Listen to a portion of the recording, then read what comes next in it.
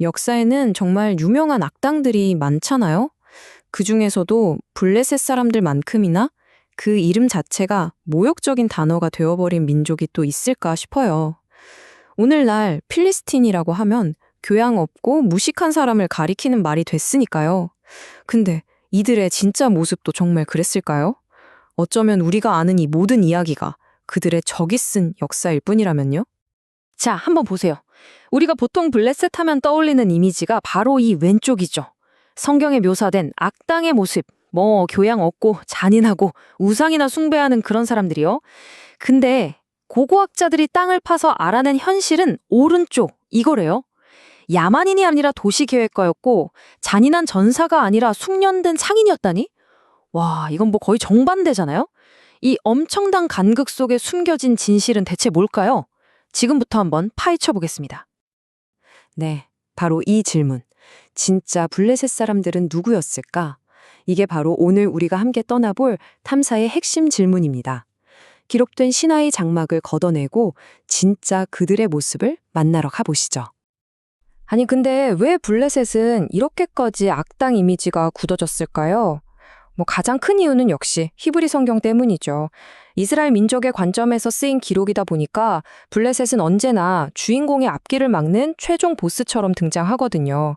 다들 아시는 삼손을 유혹해서 힘을 빼앗은 들릴라, 그리고 어린 다윗과 맞서 싸웠던 그 거인 골리앗, 네, 모두 블레셋 사람이었습니다.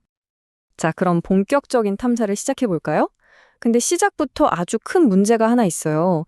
블레셋 사람들은 스스로 남긴 문자 기록이 단 하나도 없다는 겁니다.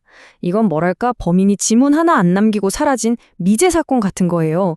그래서 우리는 어쩔 수 없이 주변인들의 증언, 그러니까 다른 민족들의 기록이나 아니면 고고학이라는 과학수사 기법에 의존할 수밖에 없습니다. 첫 번째 결정적인 단서는 의외의 장소, 바로 이집트에서 나왔습니다. 기원전 12세기쯤에 고대 지중해 세계를 완전히 뒤집어 놓은 정체불명의 해적 연합, 이른바 바다민족이 이집트를 침략하는데요. 이집트 신전 벽에 새겨진 기록을 보니까 이 침략자들 중에 펠레셋이라는 이름의 민족이 있었다고 정확하게 적혀 있는 거예요. 학자들은 거의 확신해요. 이 펠레셋이 바로 블레셋 사람들이라고요. 당시 이집트의 위대한 파라오였던 람세스 3세가 이 바다민족을 나일강 어귀에서 정말 힘겹게 막아내거든요. 근데 여기서 진짜 흥미로운 가설이 하나 나와요. 뭐냐면 람세스 3세가 전쟁에서 진 펠레셋을 포로로 잡아서 당시 이집트가 관리하던 땅이었던 가나안 남부 해안 지역에 정착시켰다는 거예요. 그러니까 일종의 용병처로 이집트 국경지대에 살게 했다는 거죠. 그리고 바로 그 땅이 훗날 블레셋이라 불리게 된 곳입니다. 그리고 이 가설이 썰이 아니라 거의 정설로 굳어지게 된 계기가 바로 고고학적 증거들입니다. 이 표를 좀 보세요. 블레셋 유적지에서 나온 도자기의 문이나 집 안에 기둥이 있는 건축 양식, 심지어 골리앗처럼 대표 전사 한 명이 나와서 1대1로 싸우는 방식까지 이 모든 게 수천 킬로미터나 떨어진 그리스 에게해 문명이랑 진짜 소름 돋을 정도로 똑같아요. 아니, 이게 어떻게 우연이겠어요. 에게해에서 온 이주민이었던 그들. 그렇다면 이들은 가나안 땅에 정착해서 과연 어떤 사회를 만들었을까요? 자, 그럼 이제부터 교양 없는 야만인이라는 낡은 닥치를 한번 시원하게 떼어내 볼까요?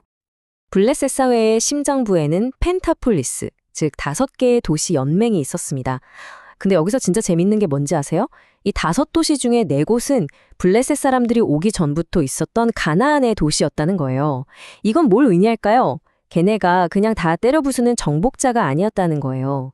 오히려 기존 도시에 스며들어서 그곳을 더 발전시킨 사람들이었다는 거죠. 야만인이요? 에이, 말도 안 되죠. 그들은 뛰어난 도시계획가였습니다. 유적지를 보면요. 와, 주거구역, 산업구역, 종교구역이 딱딱 나뉘어 있어요. 완전 계획도시죠. 도시는 또 거대한 진흙벽돌 성벽으로 둘러싸서 단단히 요새화했고요. 경제적으로는 아주 숙련된 농부들이어서 올리브유랑 와인을 이집트에 수출할 정도였고, 심지어 이 지역 사람들이 잘 안 먹던 돼지고기나 고수 같은 새로운 식재료를 들여와서 식문화를 바꾸기까지 했습니다. 근데 여기서 진짜 중요한 포인트가 있어요. 블레셋 문화는 그냥 에게해 문화를 그냥 복사, 붙여넣기 한 게 아니라는 겁니다. 이 도표를 한번 보실까요?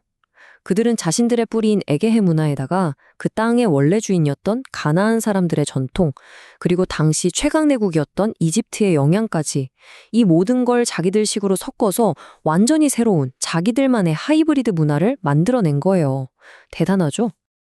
자, 그럼 이제 드디어 우리가 제일 잘 아는 이야기로 넘어가 보죠. 바로 이스라엘과의 그 유명한 대결입니다. 하지만 우리가 알던 그 선과 악의 싸움, 그게 전부가 아니었습니다. 현대학자들의 눈으로 보면 이들의 싸움은 전혀 다른 이야기로 보이거든요. 성경에서는 이 싸움을 종교 전쟁처럼 그리죠. 하나님을 믿는 우리 대 우상을 숭배하는 쟤네 이런 구도로요. 근데 많은 학자들은 아니 그게 아니라 훨씬 현실적인 문제였을걸? 하고 봐요. 한마디로 돈과 땅 문제였다는 거죠. 기름진 해안 평야를 차지해서 돈도 많고 힘도 셌던 도시국가 블레셋, 그리고 척박한 산지에 자리 잡고 막 성장하던 신생국가 이스라엘. 이 둘의 싸움은 결국 더 좋은 자원과 무역로를 차지하기 위한 아주 치열한 생존 경쟁이었던 겁니다. 근데 아이러니하게도 그렇게 치고받고 싸웠던 블레셋을 결국 역사에서 지워버린 건 이스라엘이 아니었어요.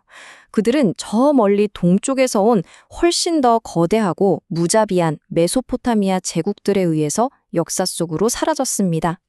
이 타임라인을 보시면 블레셋의 마지막 130년이 얼마나 끔찍했는지 한눈에 보입니다.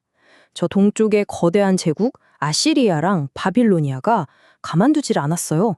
반항할 때마다 쳐들어와서 도시를 불태우고 살아남은 사람들은 저 멀리 바빌론 같은 곳으로 끌고 가버렸죠.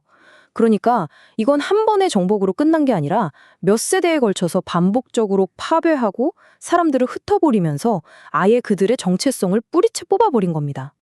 결국 이렇게 무자비하고 또 체계적인 제국의 정책 앞에서 한때의 지중해를 주름잡았던 블레셋의 독특한 문화는 역사 속으로 완전히 사라지고 말았습니다. 이렇게 모든 게 사라진 것 같았는데 정말 놀랍게도 그들의 흔적이 아주 중요한 이름으로 오늘날까지 남아 있습니다. 그게 뭔지 아세요? 바로 팔레스타인이라는 이름입니다. 블레셋 사람들이 살던 땅을 히브리인들이 펠레셰트라고 불렀는데 이 말이 그리스어와 로마를 거치면서 오늘날 우리가 아는 팔레스타인이 된 거죠. 자기들을 그렇게 기록했던 적들을 통해서 오히려 자기들 이름이 영원히 남게 된 거라니 이거야말로 정말 역사의 아이러니죠. 자, 오늘 우리는 한 민족의 이야기를 따라가 보면서 역사는 승자의 기록이라는 말이 정말 와닿지 않으셨나요? 만약에 블레셋 사람들이 직접 쓴 역사책이 딱 한 권이라도 남아 있었다면 우리는 지금 다윗과 골리앗의 이야기를 전혀 다르게 기억하고 있을지도 모릅니다. 우리가 지금 역사적 사실이라고 배우고 믿는 것들 중에 과연 이렇게 패배해서 사라져버린 목소리들은 얼마나 많이 묻혀 있을까요? 한 번쯤 깊이 생각해 볼 문제인 것 같습니다.